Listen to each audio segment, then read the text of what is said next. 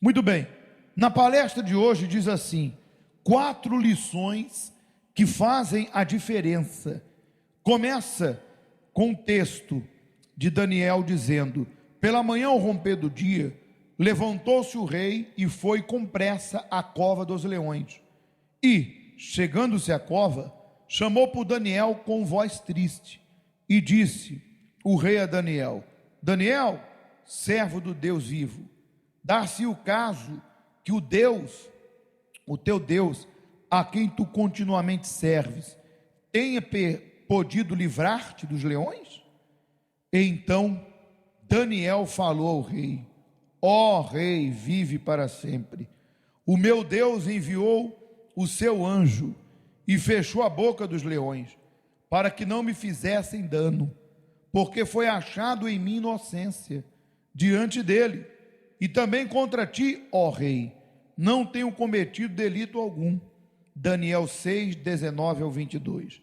Dentro deste texto, nós temos 4 lições que são importantes, ou 4 ações. Confie em Deus e siga as 4 ações. Primeira ação: você precisa crer naquilo que faz. Por que Daniel não parou de orar? É a pergunta. Porque ele creu naquilo que estava fazendo. E quando se crer, não se para, mesmo diante das situações adversas. Deus não livrou Daniel da cova, mas na cova ele o livrou.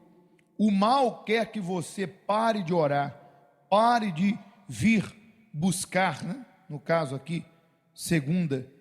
Resumindo, ele quer lhe fazer quebrar o pacto com Deus. Mas quem crer no que está fazendo, não para por nada. Essa é a primeira ação. Muito bem.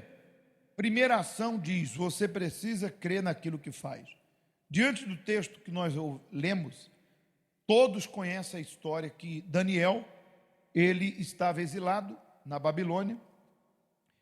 Eu não lembro se esse período era o rei Nabucodonosor ainda ou se já era Dário, mas era um dos dois. E Daniel se destacou, cresceu. E isso despertou o quê? Inveja. Isso despertou inveja. Os invejosos queriam tirar Daniel de onde ele estava, do que Deus lhe deu. Os invejosos queriam se livrar de Daniel, porque eles tinham interesses. E os interesses deles não poderiam ser alcançados enquanto Daniel estivesse ali, porque ele era um dos presidentes que cuidava de vários outros, podemos assim dizer, como se ele fosse um presidente que cuidasse de uns deputados, um exemplo. Não tem nada a ver com o sistema de hoje, mas um exemplo.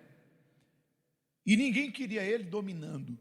Então armaram uma cilada, fizeram uma conspiração, que era que num período de tempo ninguém poderia orar a nenhum Deus a não ser ao rei. E Daniel, é claro, continuou. Ele não parou. Daniel não parou. Ele não parou. Ele cria naquilo que ele fazia. E mesmo diante daquela situação que dizia para ele parar, ele não parou. E aí prenderam Daniel por ele estar buscando a Deus. Um absurdo, mas bem-vindo ao planeta Terra. O planeta dos absurdos. Não é o primeiro, naquela época, milhares de anos atrás, e nem é o último, e nem será. Mas a verdade é que ele não parou. E Deus fala para mim e para você: não pare. Não pare de ser fiel, de orar, de praticar a palavra de Deus. Não pare de fazer a sua parte. Não pare de plantar, mesmo que aos olhos humanos pareça que nada está a acontecer, e mesmo que pessoas tentem dizer para você parar. Repito, não pare, porque quem planta, colhe. E Daniel sabia disso. Aliás, o livramento se deu porque ele continuava. Segunda ação: veja se o que você faz é da vontade de Deus. O que você faz tem a ver com Deus? Existem pessoas que estão pedindo prosperidade com aquilo que não tem nada com Ele. E para Ele, no caso Deus, te abençoar, o que você faz ou quer fazer tem que estar associado à vontade dEle, no caso de Deus. Se Daniel não estivesse no centro da vontade de Deus, os leões tinham o devorado. Peça direção para fazer aquilo que é da vontade e do agrado dele, no caso de Deus. Então a segunda ação é: veja se o que você faz é da vontade de Deus. Ou seja, Daniel, mesmo estando no poder e tendo pessoas ao seu serviço, e queira sim, queira não, gozando de privilégios que a posição dele dava e a condição financeira dava, Daniel, como diz aqui, ele fazia tudo com o objetivo de glorificar a Deus. E nós sabemos que existem pessoas que, infelizmente, elas acabam se perdendo quando o dinheiro sobe para onde? Para a cabeça. Quando o dinheiro sobe para a cabeça, o poder, a pessoa acaba esquecendo, literalmente, do propósito de Deus na vida dela, que é o mais importante, que é a salvação. Como assim? A pessoa começa a conquistar, começa a crescer, e ela já não tem tempo mais para Deus. Ou seja, as conquistas que ela deveria usar para benefício dela, da obra e do próximo, ela permite que essas conquistas comecem a escravizá-la. Por quê? Porque ela começa a viver em função de coisas e pessoas e já não vive mais em função de servir a Deus. Já não tem tempo para Deus. Na ânsia e no desejo de querer mais, começa a esquecer seus compromissos com Deus. Por querer conquistar, acaba se metendo em negócios desonestos, e ela, sem perceber, vai perdendo o rumo, o alvo, o foco. E você sabe que numa caminhada, se você fosse desviando, ainda que seja milímetros, lá na frente vai fazer um grande desvio. Você literalmente vai estar andando para qualquer outro lugar, menos para aquele lugar que você tinha o foco. E é o que acontece.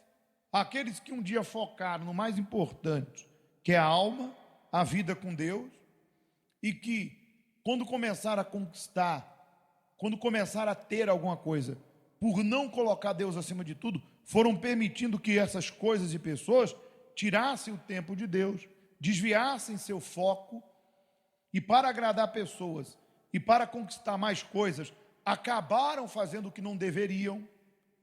E aí é que está, como nós acabamos de ler na segunda ação, que diz: veja se o que você faz é da vontade de Deus.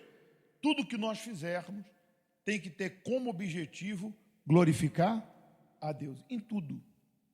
Então não se deixe levar por trabalhos desonestos, não tire o tempo que é de Deus para coisas que você acredita que serão boas, mas se fossem boas não tirava o tempo de quem? De Deus.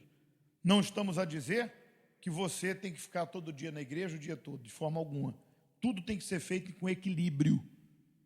É o tempo de Deus, é o tempo da família, é o teu tempo, é o tempo do trabalho. Tudo tem que ser feito com equilíbrio. E quem faz o tempo somos nós. Por isso, veja o que você faz, se é da vontade de Deus. Terceira ação, ter consciência que dificuldades virão. Mesmo Daniel sendo de Deus, ele foi lançado na cova dos leões. Significa dizer que todos vamos passar por problemas e lutas, mas com Deus, até os problemas se tornam positivos. Veja o que aconteceu com ele, com Daniel. Milhares de anos depois, estamos falando de Daniel na cova dos leões e do seu testemunho de livramento. E assim tem que ser com você. Terceira ação, ter consciência que dificuldades virão. É muito importante, eu creio que você já deva ter ouvido isso, que Deus não livrou ele da cova, mas na cova livrou ele dos leões. Significa dizer que se Deus fez o que fez, é óbvio que foi um grande livramento, surpreendeu. Mas digamos que Daniel, ele não fosse para a cova, e alguém dissesse assim, olha, ou ele próprio, Deus me livrou da cova, dos leões. Alguém ia dizer, mas será que você ia mesmo? Falaram que eu ia. Mas deve ser especulação, não acredito. Não, mas disseram que estava certo, eu seria jogado lá. Mas você foi? Não, então isso é conversa, especulação, coincidência. Então, Deus é glorificado ali, no momento da luta, do problema, quando ninguém pode dizer que foi uma coincidência ou que aconteceu porque tinha que acontecer. Veja, ao longo da história, os grandes livramentos, porque Deus é provedor, Ele é Deus de livramento. Os grandes livramentos que Deus deu, a providência de passagem no meio do mar, de trazer a água da rocha, o pão no deserto, é incontestável a ação de Deus. Então não reclame desse problema. Creia que ele não é para a tua derrota, é para a tua vitória. E creia que quanto maior a luta, maior é a vitória. Nós sabemos que ninguém quer passar por situações de dor, de vergonha, de injustiça, de humilhação. Mas se Deus é por nós, pode vir o que vier, nós vamos vencer. Porque maior é o que está conosco, como foi com Daniel, do que aquilo que está contra nós, seja coisas, pessoas ou o próprio inferno. Por isso não reclame, confie. Deus está comigo nessa cova, e esse leão chamado miséria, dívida, injustiça, problema em tribunal, doença, problema, enfim, de vendas, este leão será vencido, ele não vai me devorar, porque Deus vai me dar vitória. Então não reclame do leão, creia no livramento. E para concluir, a quarta ação para fazer a diferença é: não se deixe influenciar. Daniel não quis saber do decreto, ele não se deixou influenciar por nada e ninguém. O problema maior das pessoas hoje é se deixar influenciar facilmente pelo que diz a TV, a internet e as pessoas. E devido a essas influências, muitos vêm duvidando do poder de Deus.